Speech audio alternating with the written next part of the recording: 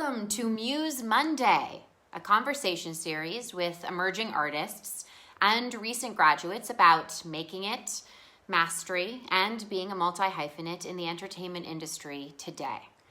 My name is Bryce Dallas Howard, and I'm founder of Nine Muses Entertainment, and you are about to meet the wonderful Nia Farrell, who will be your host for the series. Hey everyone, it's Nia with Nine Muses Entertainment. Today's guest is Theodosia Arcidiacono, and we just call her Teddy. Teddy is an actor, producer, singer, and musician who is constantly trying to add to her hyphenates. She currently works at Bleecker Street in This Machine Media and stays creative at home through Zoom theater and avid television consumption. We'll be talking about how to fight imposter syndrome and the importance of defining success for yourself. Hey Teddy, welcome to Muse Monday.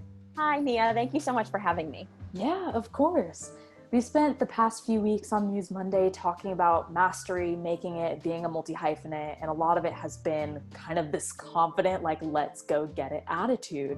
And I want to say that there is a dark side of the moon. And the dark side is called imposter syndrome. Yeah. Do you ever walk into rooms and kind of just feel like you don't belong?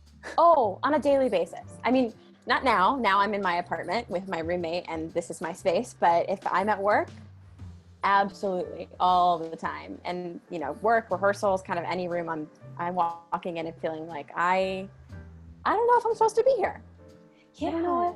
I don't know what that feeling is. Like, you can be by yourself and you finally got to a point where you're confident in your own work just when no one's watching. Yeah. And then you step into a space and suddenly, like, it's part doubt. It's part like very sudden self-awareness and also like extreme awareness of others and how you fit into that space. I mean, the biggest thing I recognize is when my voice shifts when I walk into a room. I do this all the time at work. And maybe it's just because I'm young and I'm very aware of the fact that I'm young. Maybe it's because I'm a woman and I'm very aware of the fact that I'm a woman in entertainment and I've got to be good at what I do and be strong and I want to succeed. And like, what does that even mean? But I will have the issue where I'm hanging out with my colleagues and we're sitting and we're talking about work and this is my normal voice. This is my natural resting voice. My boss, who is a doll, love him, will come up to me and just say hello. And I'm like, oh, hi, Tyler, what can I do for you? And it just shifts into this customer service voice that's a full octave higher than my normal voice. Like it's like I'm a comfortable alto and suddenly I become like a very high soprano and it's, hello, welcome. It even happens at the beginning of Muse Mondays when I try to appear a little less aggressive. But the trick is, or like the gag is that changing and altering oneself, like that's the real imposter. Well, that's the thing. And I mean, like the reality of it is it's what you're saying. If I feel like I'm going to be too blunt, I'm going to be too assertive, too aggressive, especially as a woman, I feel like I'm going to come off in a way that's not welcoming. But it actually just comes off as being slightly fake. Maybe they don't trust me. Maybe I am putting that imposter on myself because they're not doing anything to make me feel that way. Well, it's helpful to know that, like, I'm not the only one who kind of just feels like the young kid in the corner that's like, thanks for letting me play with the adults. Can I go back to my kids' table? Or when is someone going to send me back to the kids' table? That's like, that someone's going to recognize that you don't belong. That's the real fear, I think. That's the thing. And that's that feeling of like, one of these days, the other shoe is going to drop and they're going to say to me, oh, wait a second. Wait, hold on. No, this isn't right. And it's in my own head, but I think it's what you're saying is you're not alone in that. Like, I think everyone feels that way. And what's great about having colleagues who are my age is like being able to sit down with them and be like, oh, okay, this is a universal feeling. We're both feeling this. Like, this is something that we're both experiencing. Okay, it's a little bit, doesn't feel great, but it feels better. Right, we can start to breathe and know that like everyone's kind of standing in their corners of the room being like, do any of us belong here? Who knows? But for me, I think, and you can let me know how you feel about this, like imposter syndrome seems to come down to definitions of success and failure. And oftentimes they're not our own definitions of those words. No, I completely agree with you. I feel like imposter syndrome really does come down to what do I feel like is successful? What do I feel like is a failure? And not necessarily for me, but how I feel like the rest of the world is going to see that, especially being someone who wants to be in entertainment business, but also be a performer. There's this expectation and this really, really high threshold of what actually being successful is and what it looks like. And it's kind of hard to feel like you belong in your industry and your business and anything that you're doing if you're not meeting that standard. Right. And it's someone else's standard at the end of the day, or like they make it kind of amorphous and unattainable in order to keep like those who have quote unquote achieved it in that place. It becomes a very exclusive feeling. But how would you define success for yourself and attempt to break that mold? I feel like I've defined success for myself, or at least I'm trying to as I go, as where do I feel like the work that I'm doing is fulfilling me? And not in the sense where I feel 100% happy all the time. I am in love with every project that I'm working on. But I think I've defined it for myself where I am slowly achieving my smaller goals. I feel like I'm on a trajectory in a certain way, and I'm also re-examining myself as I go. I'm taking the time to do a career advocacy program and really understand what I want and where I want to be later, while also caring about my day-to-day work and taking time to really appreciate it. Yeah.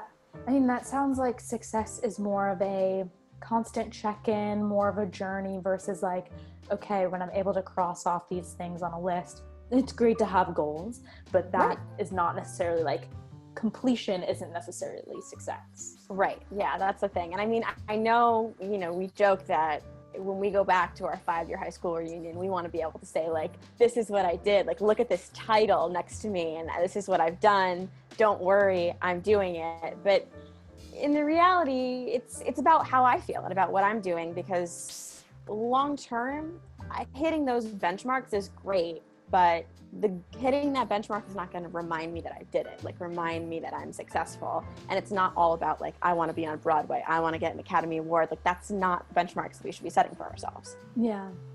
I strive for the day we can show up to our high school reunion and people are like, what are you up to? And you're just like, I'm happy and fulfilled. What about you? Yeah. And that might sound, I feel as though like, my chest was like popped in that moment where it's like, I'm happy, what about you?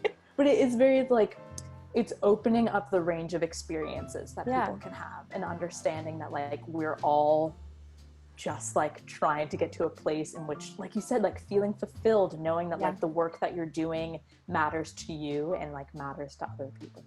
Yeah. Well, in that path to experiencing success, letting it be an experience versus a destination, how are you carving your own path to reach that? It's different every day. I'm trying to figure out how exactly to carve my path to get there, and I don't quite know how I'm doing it yet, but right now I'm working with a lovely woman named Tracy Elving, who's being kind of a mentor for me as I'm doing a career advocacy program and kind of trying to figure out what I care about, what I want to do long term. I am trying to reevaluate how I work in my own job and my own positions, trying to balance the work that I'm doing. I'm trying to figure out how to balance my personal life with my work life, so it's not just that I'm working all the time and that's the only thing that I can like tell about myself. I don't know if you ever had this moment where you're updating someone on your life and all you can talk about is work, and all you're saying is project, work, and then they're asking you about something else and you're like, That's the only thing I say at this point. It's something that's very typical to the US, I think, about really valuing work over anything else. I know I was reading some posts that people in other countries are kind of confused when the first thing that someone from the US will ask is like, what do you do? We place so much implicit value on our work and our career. And don't get me wrong, I place that on there for myself. Like, I am a pronounced workaholic. Like, I love to work, but I think it's important to have balance and to really care about the other things that we're doing too. So we have these external pressures, whether that be the culture, other folks around you in the industry that you're in, but what are some sort of like internal pressures that you feel to reach this level of success? I'll be honest, I feel a lot of internal pressures. I think I've always been perfectionist at heart, and I don't mean like completing work perfectly, but like I want to be the best that I can be, which can be good in a lot of ways, but I also have found myself pressuring me to do more. Am I not doing enough? Am I not working hard enough? Am I not getting there fast enough? I think there's this idea, especially in entertainment, but in a lot of different industries, where you need to be young and successful. And I think especially as women in entertainment, where we kind of are aged out faster than we should be, we experience that a lot, where we feel like we have to be young and we have to be successful. But at the same time, I'm in this space and I'm a young woman and I don't know, I feel like an imposter here and I don't know if it's going to be enough. And I think I keep pressuring myself to, I need to be more mature. I need to be as smart as I can be. I need to be ready. I need to keep pushing and working harder. I'm not working as hard as this other person. Whereas realistically, we're all feeling the same way. We all want to work harder and do more, but we are just pressuring ourselves to be the best we can be, sometimes in a way that's not healthy or helpful. There's the internal pressure, and if you think about it quite literally, it's the idea of like pressure molding you into something, into someone that you're not. Yeah, and I think that's just the reality of it, of like, it is helpful in some ways. I think some ways when I pressure myself, I get what I need to get done, and that's great. But we don't need to be comparing ourselves to our peers.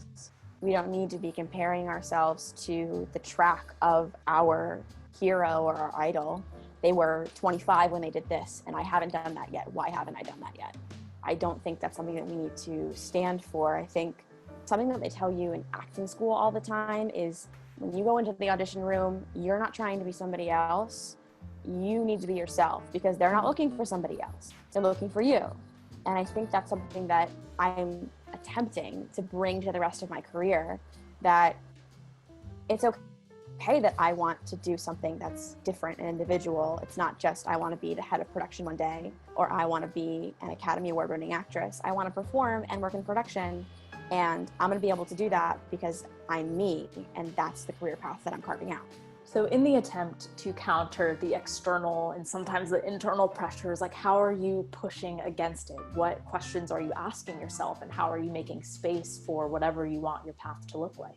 You know, I feel like trying to push that pressure out and like make my own space is different every day, but I'm really just trying to check in with myself, and not in a sense where I feel like I am obliged to sit down every morning and journal for 2 hours. And I think I'm a very malleable person. I like to change my schedule a little bit daily. I like to kind of like mix things up. So waking up every morning and journaling, it's not something that works for me. It could work for somebody else, but it just doesn't work for me. But I think I've just been trying to, as problems arise for myself, check in, make note of it, and then kind of move on. And the next time it comes back up, I'll be able to kind of know how I've dealt with that in the past, how I might want to move forward with it. And it's slowly and surely, it's not a quick fix, but slowly is giving me kind of this bubble of resistance where I feel like there's a lot going on, there's a lot of pressure outside, but in this little bubble, I've got myself, I've got my plan, I have some of my peers who I know will support me, and I just have to kind of keep going.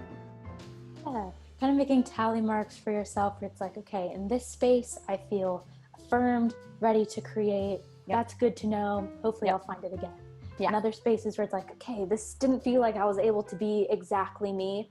Good to know. And once you figure out which spaces are which, you'll know what you want to go towards. You'll have that internal pull that'll take you to those places you want to be.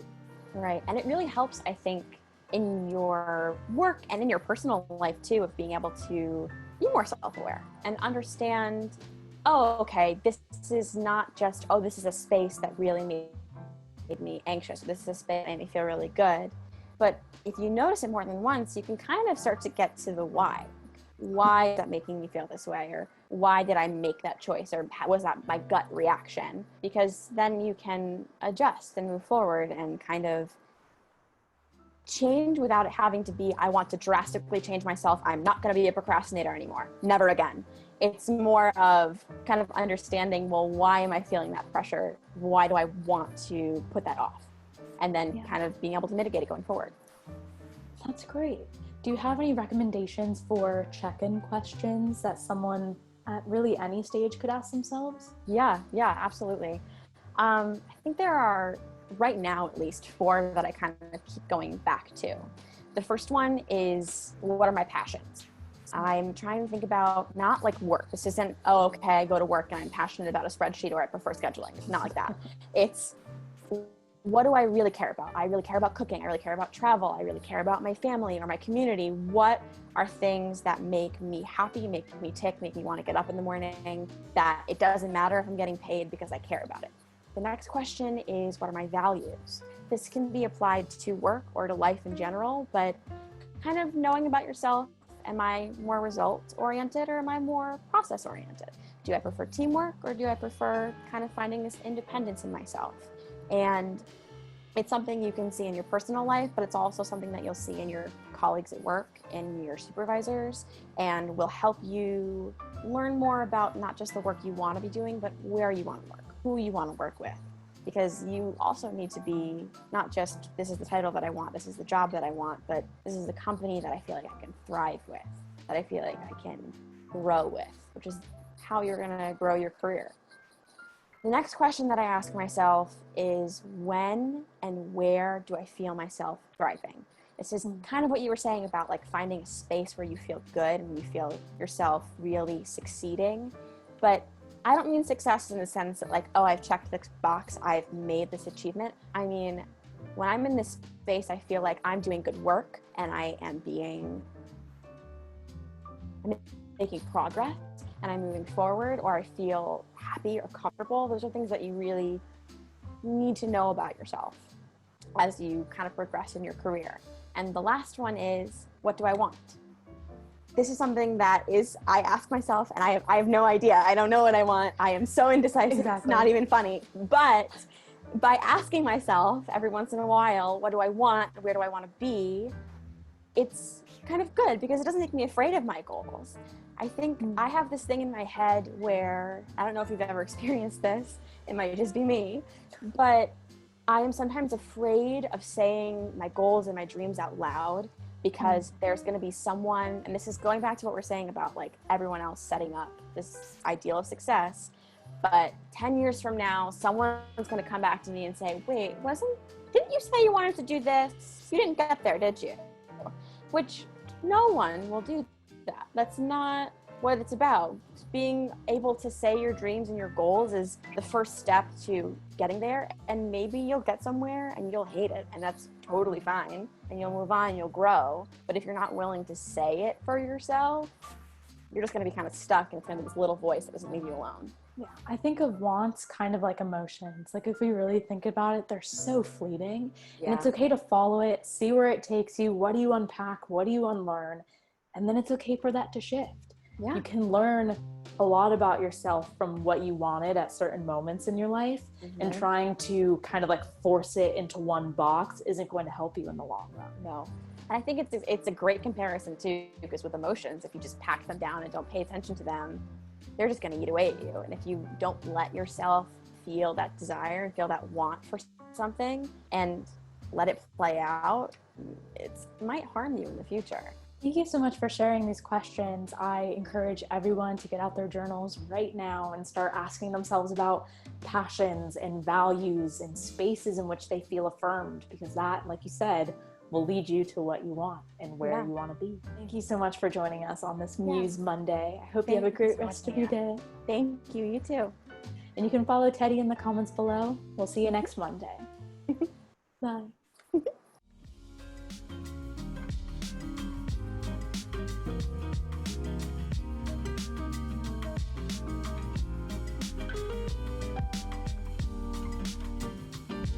If you think about it, did you just see me spit?